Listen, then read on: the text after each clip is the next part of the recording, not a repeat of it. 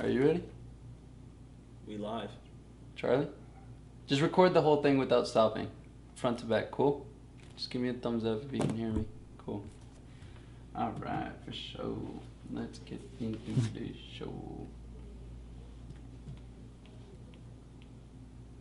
What is good, Cold Hour fam? This is your boy Mateo, joined today here with... Your boy T. Raglan. And we have a special guest on our show today. My good friend, my longtime friend.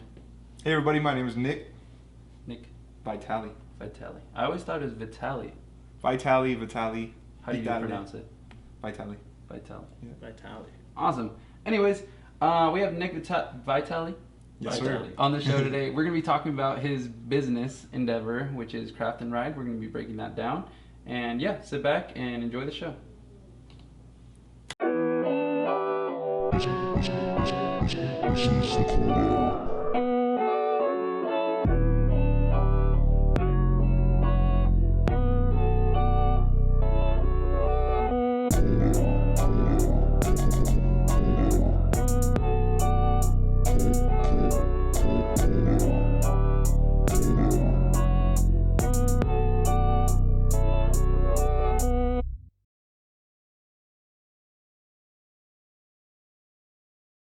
What is good, Cold Hour fam? It's your boy T. Raglan, and we are back with this episode with your boy Mateo on the ones and twos, and we have a special guest that we introduced in the intro. You want to go ahead and introduce yourself, Nick? Hey everybody, my name is Nick Vitale. You want to tell everybody what you do and Yeah, for introduce sure. them to what you're doing on our show? Yeah, for sure. I'm 23 years old. I'm from Rancho Cucamonga, California, and I'm the CEO of Craft and Ride. We are the largest provider of aftermarket accessories for one wheel. And one wheel is basically an electric board sport that you could kind of call a fusion between skateboarding, snowboarding, like a hoverboard, but it's got one big wheel in the middle and two foot pads, and you lean forward to go and you lean back to brake, and it's changing the world. Dope. That's dope. I've seen a couple of them on the streets. Some in Claremont. A couple were seen in Claremont, and then I've seen a lot like by the beach. Just riding on the boardwalk and whatnot. So that's pretty dope that you're doing that. That you're helping them accessorize. That's really cool that you get to customize it and. Yeah, the community's kind of made the one wheel into their own thing where we're accessorizing it, and the sport is growing at a great speed. You're probably going to start seeing them more out in the wild. It's a pretty cool thing to watch. It's really cool. That's really cool. How long have one wheels been around? Do you know? One wheels have been around for about 4 years. Oh shit, Yeah. they're new. Yeah. So you're like really new into the business. Yeah, this is a very really new thing. Yeah. Jumped right on it. That's the way you gotta be though. Yeah. You gotta jump right on it. When did you start? So you say you're 23, and when did you start having this idea? I guess before you even initiated it. When did you start? So Craft and Ride started in April of 2017, and we started because my dad actually was into one wheels before me. So he was riding, and he introduced me to the one wheel, and I got on it and got all into it. And then together we just kind of always have like thought of ideas that we could start together. And we thought about what could we do to enhance the one wheel, and the first thing that we thought about was creating a new foot pad.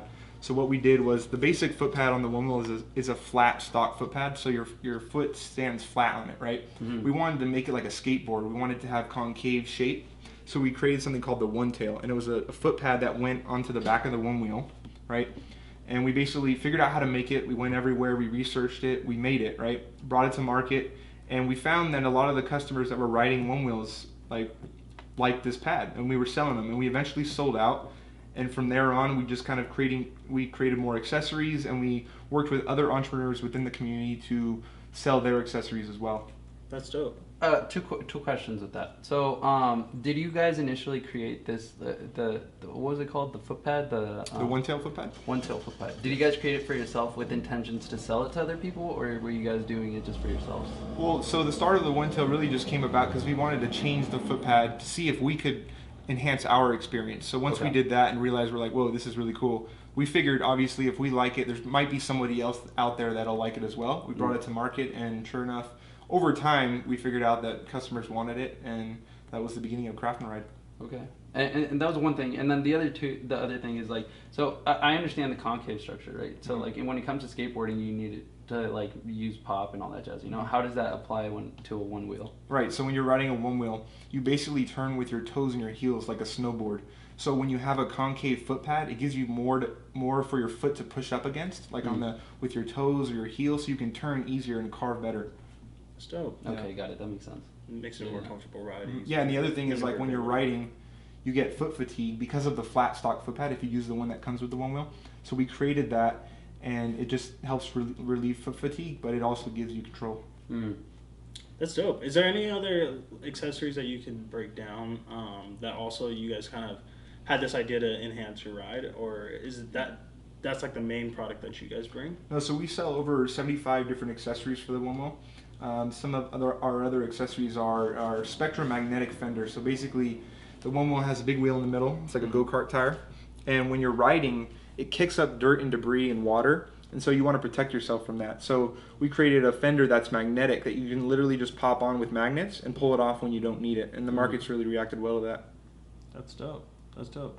Wait, so what does it do with the dirt and debris? It keeps it. So from, it kind of throws it back wheel? down under the wheel. Oh, okay, got it. Yeah, it hits the fender and rolls or drips down back outside under the wheel. Okay, Yeah. that's cool. Now, is One Wheel a brand? Is it just one company that produces these boards, or is it like multiple different companies that produce it, and like the name of this product is the One Wheel? Yeah, so the company that produces the one wheel board is called Future Motion. Okay. And so far they've put out 4 products. They've put out the original one wheel.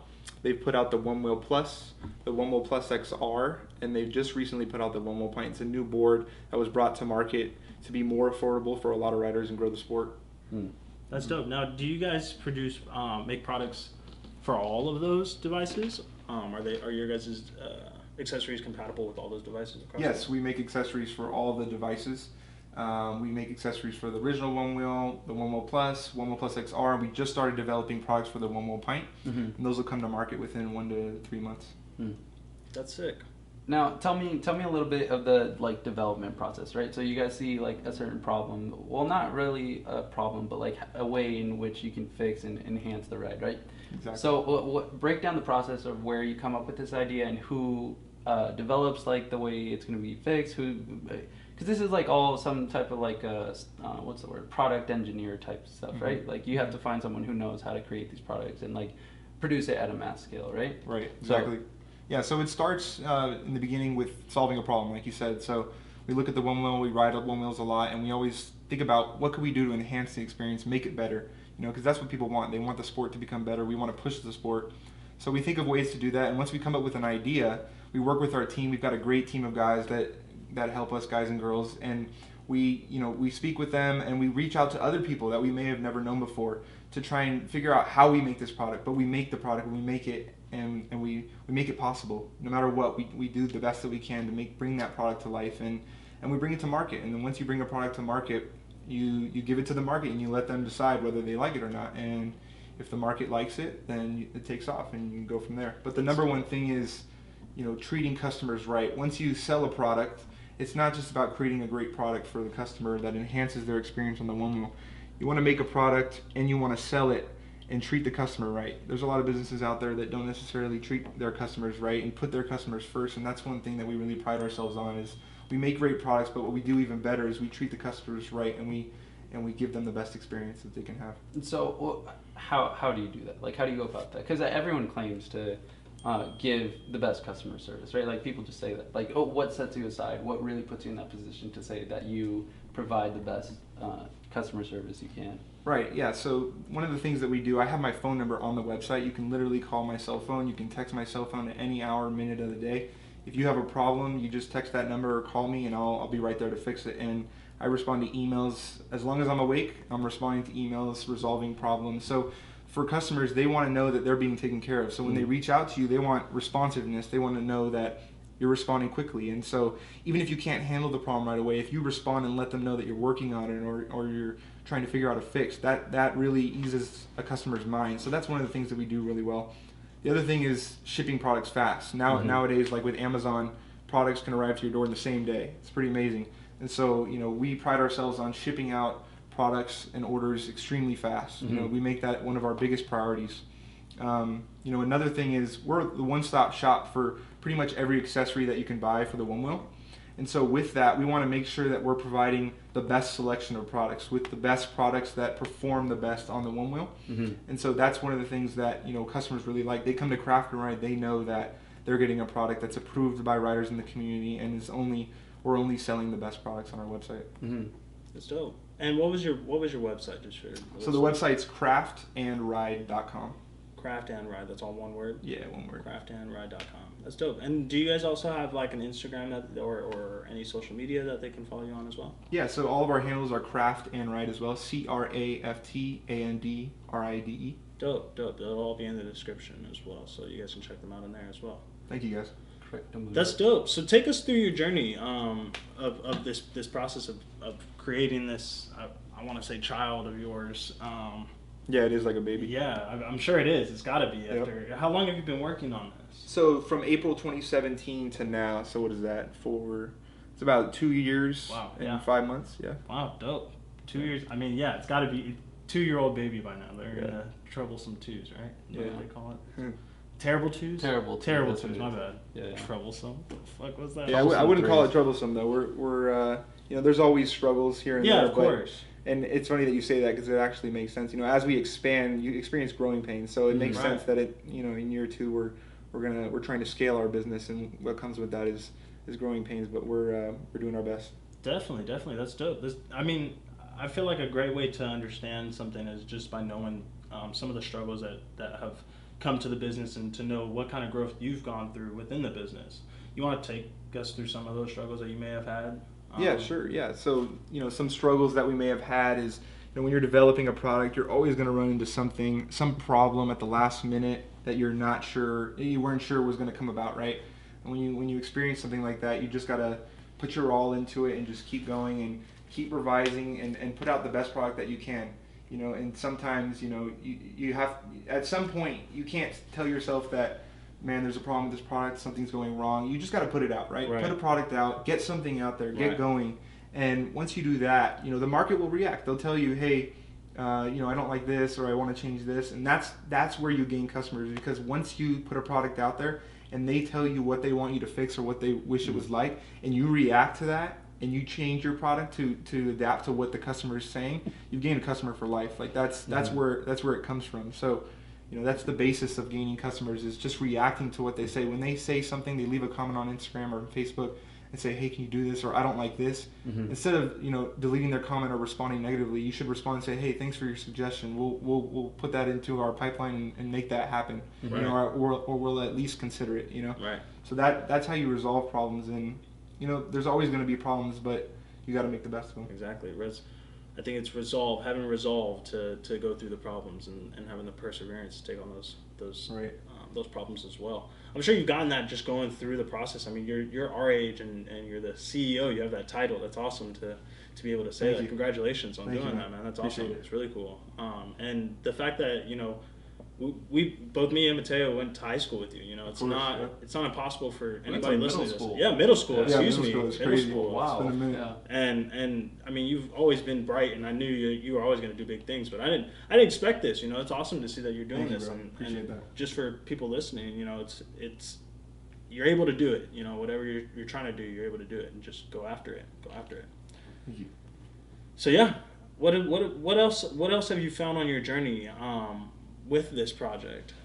Yeah, I mean, with doing Craft Run, you know, I just, one thing that I've really learned is how important relationships are with people, you know, with your customer, with the people that you work with your team. You know, it's so important to treat people right. It always comes back to you, you know, like, I believe in karma. I believe that if you put something out, the energy you put out in the universe comes right back to you, you know. So I believe in thinking optimistically, you know, putting the right energy out into the universe, and just treating people right, and things come back tenfold, you know. Like when a customer has a problem, you know, even if I'm going to lose $100, I'm going to take the L on that order or whatever. Like that's a customer for life. They realize that you're putting everything on the table for them, and they're going to come back, you know, in tenfold and buy stuff, be there to support you. Even if a customer doesn't come back to buy anything, I'm cool with that. I've gained a friend, somebody that I can talk to, somebody that relates with me, you know, and is going to be there to support my business, and that's awesome. That's really cool. One thing I wanted to touch on earlier was where is this craft and ride or one wheel community like online? Like where's the like majority of these people who like reside? Where is this community exactly? Yeah, so the one wheel community is worldwide in a bunch of different countries, mainly in the U.S. just because of importing and exporting problems with other countries. They don't want to allow electric skateboards and stuff like that into the country. But the U.S. it's huge. There's groups all over L.A., Chicago, Texas, New York. Tons of groups of riders that ride electric skateboards like boosted boards, that ride one wheels and a bunch of different things.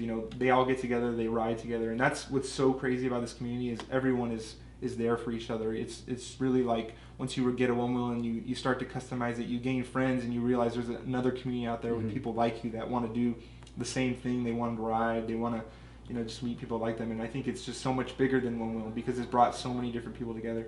It's a community. Yeah. What was I gonna say? How did your dad get into it? It's I such think an abstract. Well, I mean, like in a weird sense, like it's like a dad thing to do. Like yeah, I see it, my dad's cool, man. He's always been into skateboarding, Okay. all the different kinds of sports, and I think he probably just saw like a Kickstarter online. I think that I know that's how One Wheel launched, and so he did that, and he bought the original board that they launched on Kickstarter. I think they raised like $600,000 on their Kickstarter, way over the goal, and they scrambled to put it together, but they did an amazing job and got One Wheels out there. So he got into it, and then obviously he's riding around, and I'm like, what's that? So I ride with him, and then I start, getting into the sport, but like very early on, I like nosedive. So nosediving in the community is like when the board like disengages and scrapes in the ground and you go flying head forward. And this is a board malfunction? No, it's totally user error. So like when you're outputting too much power, whether you're leaning forward or you're riding too fast, too quickly, the board will just stop and you'll go flying, and that's totally on the user error, understanding how the board works. Yeah. And so so I did that. I nosedived, scraped up my shoulder, my elbow, my knee, but from that I learned, okay, these boards, there's a way to ride them. You can't just hop on it and go. And so I think that's a really thing for a lot of people to understand getting into the sport. And then from there, my dad and I are always trying to figure out like what's the next cool thing. We're always talking about stuff. So from there we kind of just like thought about what we could do with the board, but yeah. Are you afraid to run out of ideas? Like, is that something that could happen? I've honestly never thought about that. Yeah, I don't know. I don't think so. No, I feel like I'm not like in search of ideas. They kind of just come to me, Yeah, it's funny you say that. I've heard that before. It's like people don't come up with ideas. Ideas find people. Yeah, totally. I've heard that saying. Yeah. Like it's crazy, man. Like I'll be on YouTube like watching an interview or something, and then I just like float around like a suggested video. I click on that, and then sometimes like that'll be like the spark, like, and I just randomly found that video. That's kind of how I think of like ideas. Like you'll just be doing something so random you never planned, and then an idea will come. But the important thing is to act on those ideas. A lot of people can get an idea, but you got to bring an idea to fruition. And I think that people look at people and they think, oh, they're so successful, man. I wish I could be like that. I'm not that talented. I truly believe that if you just put yourself out there, you just start something, that you will find people that relate to you and bring something to market, and you can change your life. In one day it can happen. But usually, it takes a lot more time than that. But just with perseverance and understanding that, hey, I got to put myself out there, I got to do something, you can change your life without a doubt. Yeah, it takes work. Yes, sir. You would say that you put in a lot of hard work for this, I'm sure. I think so, yeah. Yeah, definitely. How many hours would you say you put in a week to craft and ride? I'm not sure, man. Probably 12 to 15 hour days every day. Damn. Yeah. Damn. If not more. Like this is like literally all I do. I wake up, I do this. It's the cost. Yeah. It's the cost of like making it happen. But you're also happy during that entire time. I enjoy it so much. Yeah. I mean, it's like when you start a business and you start getting successful, like, part of you is like looking for that next thing, or you're pushing for what's next. We're never satisfied, right? Like we're always in search of something, whether we get money or something that makes us happy one day, we're always looking for the next thing. And you have to realize that it's about like the journey. It's about the process. Right. And I tell myself that every day, and that's what makes me happy. That's what makes me enjoy this. And I'm lucky to be in the position I am. And I just want other people to realize that they can do the same thing too. Now, I know there's a lot of work that you put in on an individual level, but I believe that I can speak for both of us when I say that a lot of people have put you in the position that you're probably in now. And is there anybody that you want to thank that have helped you along the way? Definitely, yeah. I want to thank my family for always being there for me. I want to thank all the manufacturers and the teams that we work with to produce all of our products. I want to thank all of the companies and vendors that we work with, that we sell their products, that's what's so cool about our company is it's not just about the products that we create, it's the products that others create and we're able to put on a platform. Yeah, that's awesome. That's awesome. And that's huge. You know, that for me, that's really important. I like to help other people out, and if I can do that by just putting something on my website and promoting it, then that's awesome. And I think that's a really cool power to have.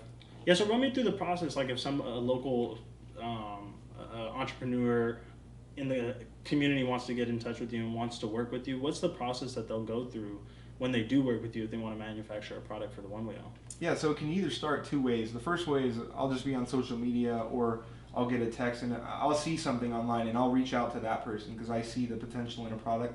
But it can happen another way too. I mean, they can reach out, DM me. They can literally text my phone number on the website and send a product, and we can go back and forth. We can work on a product, you know, and we can bring it to market, and it's that simple, you know. And like I said, just go out there, create something, and you can bring something to market and let the people decide whether it's a good product or not. And if they do, you've created something, and treat it like your baby, and it'll become something really special. And it's that easy. Like literally make something. For instance, let's take this example. Create a product for the One Wheel, right? Right. My number's on the website. Text me.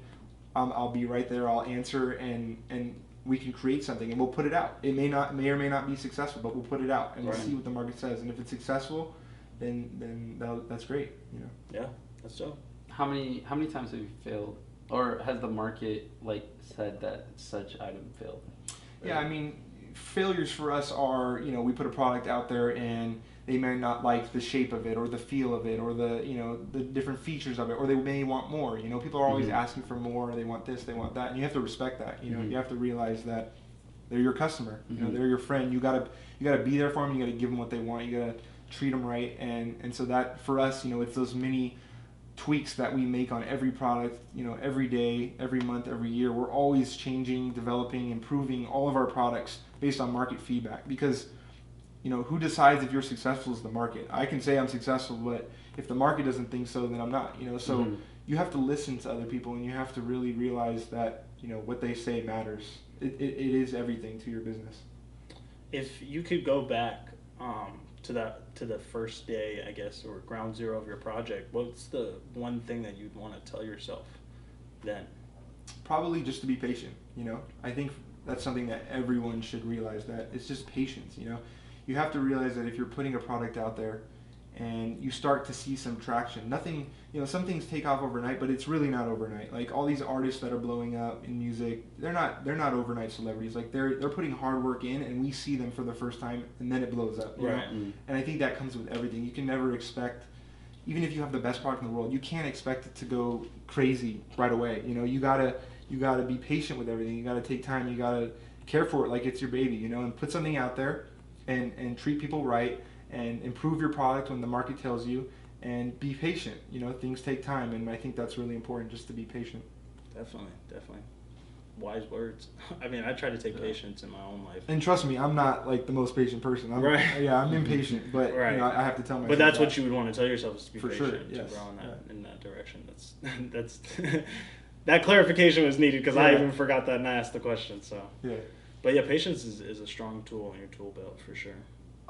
So how much have you seen yourself grow within the past 2.5 years or so? Like basically the time frame of your project. Like how much have you grown, and like what changes, what positive, what negative outcomes has it had on your life overall? Yeah, man, it's completely changed me. It's made me, you know, it's brought me to meet so many different people. It's taught me how to respect people, how to, you know, talk to people. You know, communication's so key in everything you do in life, not just business, you know, relationships, everything. And I think it's really changed me in that way.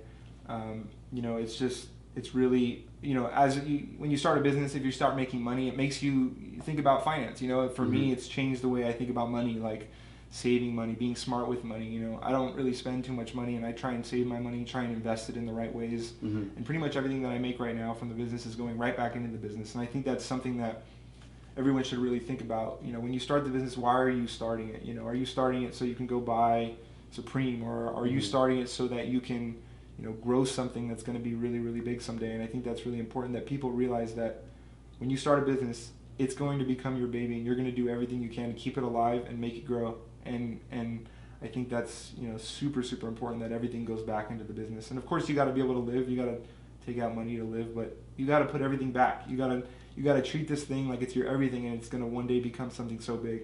And that's what I try and do with Craft and Ride. Well, even with putting your money back into the business the way you say you do, like, I feel like you can at least say that your lifestyle has gotten better, right? Like, you can, like, at least spend in ways that you hadn't spent prior to having a business. But it's simply because you have money in your pocket, right? You know, like, it's just like, it increases your lifestyle while you're providing more and, like, building something of value, building something bigger than yourself. Right, you know? exactly. Yeah, yeah. Of course, I've had, the ability to have a lot more opportunities now with this business, but that also makes me realize, whoa, I've got this now, like, what do I do with it, And so it makes you take a step back and be like, oh, okay, I need to do this, I need to be more smart. But of course, yeah, there's a lot more opportunities now because of Craft and Ride, but it's important to take a step back and realize, okay, I need to make the right decisions, invest smart, invest in my business, and I think that's what it's taught me, for sure. What do you see the future is for Craft and Ride? So Craft and Ride, right now we're focused on One Wheel really hard. We're making tons of accessories for One Wheel. We're excited for what's coming with One Wheel Pint, the new One Wheel. And we're going to continue to make accessories for One Wheel Pint.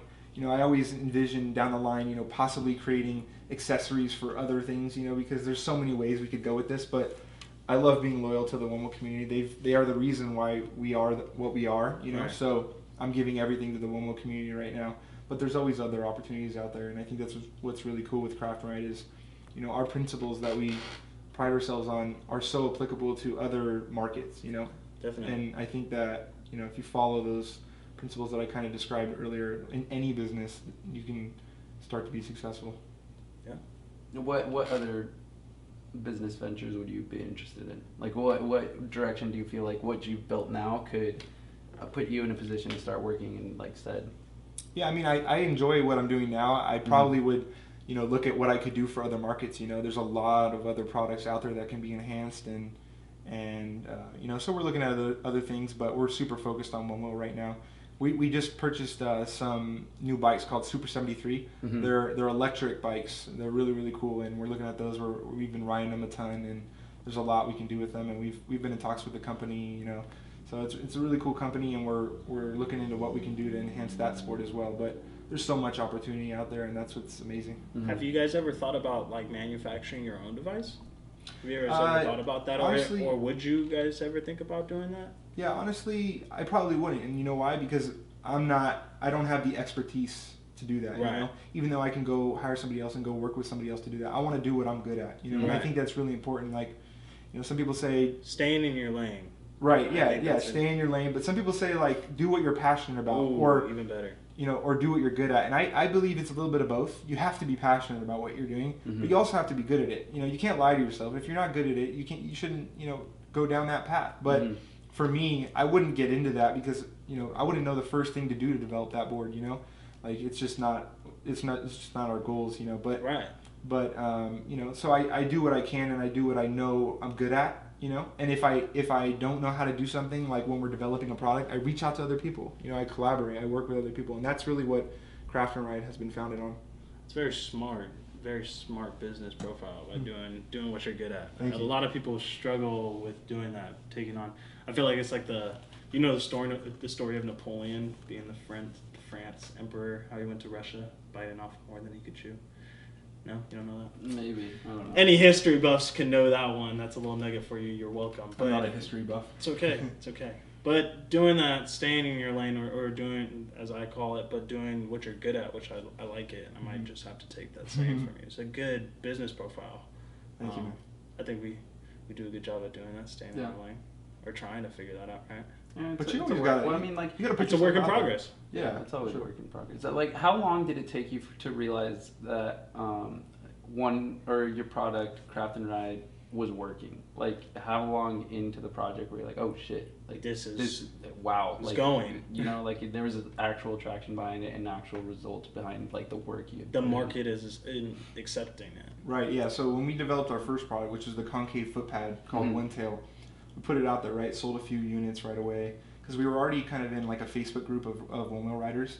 So we, just posted the product. And we're like, hey, this is what we've made, and some people bought it and they wrote it and they liked it. And then this is the cycle. They like the product, then they post it back on Facebook, or they post it on Instagram, or they have it on their One Wheel, and somebody else sees them riding with it or sees it posted, and they're like, hey, what's that? and they discover it, and then that's another customer, and it starts building. And so with our first product, we put it out, a few people bought it, and it took off a little bit by every day, and we realized, okay, there's a market. There's not only a market for this accessory, but I bet there's a market for other accessories. What can we do to enhance this? And that's kind of in the very early stages of the company. We realized, okay, there's something here, right? You know, and to be honest with you, it didn't really start like we're gonna make an accessory company. It was just like, what can we do to make this board better? You know, and we tried that and we put it out, and the market said this is good, and so we took that and we ran with it. That's dope. You guys saw an opportunity and went. Yes, sir. Capitalize on opportunities, people. Yeah, there's a few of them that come your way. Yeah, that's why the song "Lose Yourself" is such a good song. It resonates with everybody, is because you just gotta go for it, no matter what. Facts. High key. Shit. What else was I gonna say? Your family. I know, and I can speak that like my family is really encouraging and like positive, like towards what I end up deciding to do. You know, like any project or endeavor I've taken up on myself, like personally, they're always for it. Like how has your family like done that for you? Yeah, my family is everything to me. They've made me who I am, without a doubt. I wouldn't be anything without them. And my parents especially, you know, they've raised me and my brother amazingly, and they've turned us into the people that we are, and I can't thank them enough for that, you know. And they're always there to support me if I ever need help with anything like packing. My mom's the biggest help, you know, with packing everything. She helps me. You know, when we pack every day, she'll pull items for me. She'll prep. She'll do a bunch of things, and we work together. We are a team. My mom is a part of Craft Ride, and she is the biggest help to us. And so it's really awesome to have her. And my brother's always supporting us. You know, like it's super important to have a family that supports you. And if you do have a family that supports you, make sure to thank them and tell them that you love them.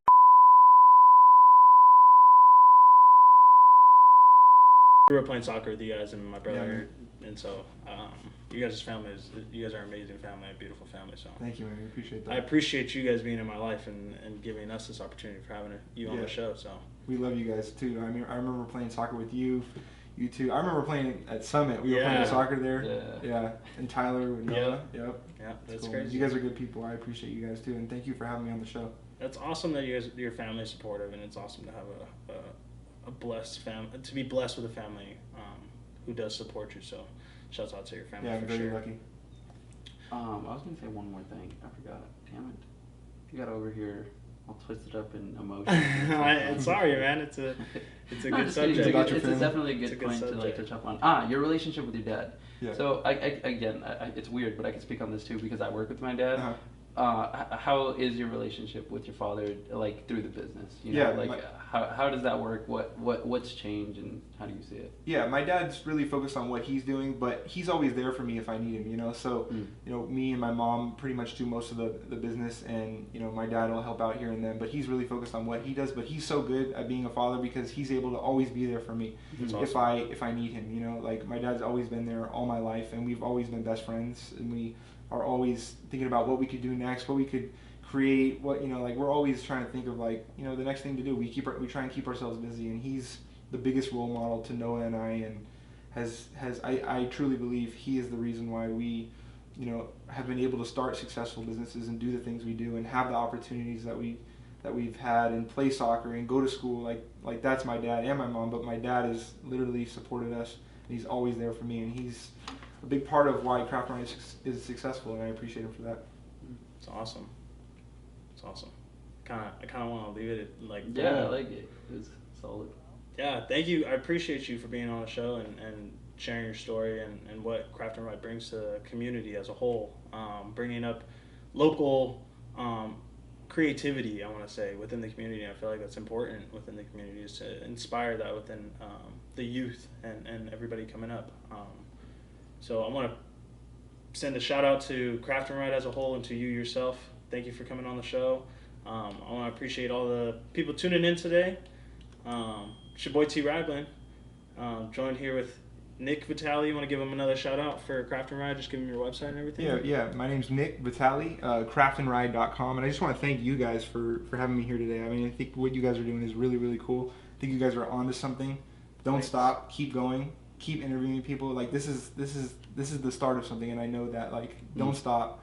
You guys are putting yourself out there, and this is what I tell everyone to do. Like, do this. Just start. Just do something, and you guys are at the beginning of something, and I really appreciate you having me be a part of it. Thank you. That means a lot. Yeah, man. It's awesome to have you a part of it. You know, like it's super dope. Like just to have you in, and like you fit the persona perfectly. Like Thank you, and again, vice versa. Like you like what you got going on is incredible, and it's like it only pushes me to like push harder. You know, like it inspires me. You know, it's super cool. Super cool to see. Yeah. I said I was gonna do an accent, so I have to do an English accent as we are signing off today. It's your boy T Raglan signing off. Jolly good day, sir. Scary. Bye.